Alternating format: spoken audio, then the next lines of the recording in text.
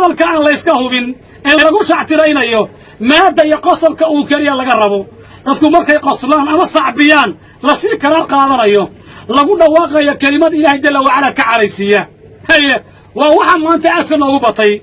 dad baa sheekaynaya ama se khudbaynaya ha noqdaan mas'uuliyiin kuwa mas'uuliyiin sheegta ama ha noqdaan waxa way kuwa lacag doonaya oo dhaqaale abuurayaba ama se magac kala doonaya maanta waa la iska sheekaynaya waxa la isaga dhawaaqaya kelimad Ilaahay jalla wa ala ka caraysiya maanta Ilaahay ay ka qaran sida waxa way ninkii laha oo kale masaajidka ma jecli way dhibaya adeegiisa ay dhiba haye waxa lagu dhawaaqayo ma la garanayo haddaba waxa dhahayaa marka ulama jeedin iyo waxa kama wadin marka waxa way dadka noocaas ay nagu bateen ha noqdo kuwa xilhaya ama se ha noqdo kuwa lacag doonaya oo bara bulsho soo gala oo dhaqaale abuuraya haye hadal waxa lagu dhawaaqayo Ilaahay ka caraysiya markaas waxa la rabaa kaliya dadku inay wadwadaan oo waxa weeye magaciisa la faafiyo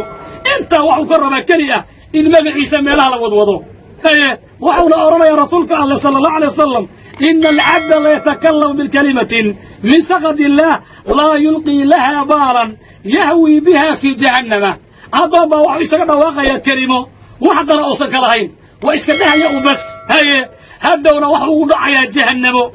imisaad maqashaamaan walba hadal cajiib ah ama ha ku dhawaaqo mid haya xilhaya ama ha isaga dhawaaqo mid waxa wada dhaqaaladoon ah oo YouTube lacag ka raadinaya hadal cajiib ah oo ala Ilaahay keena gabar baa waxay oran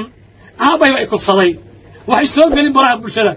inta waxay rabtaa kali ah in la fiirsado oo hadalkeeda la faafiyo haye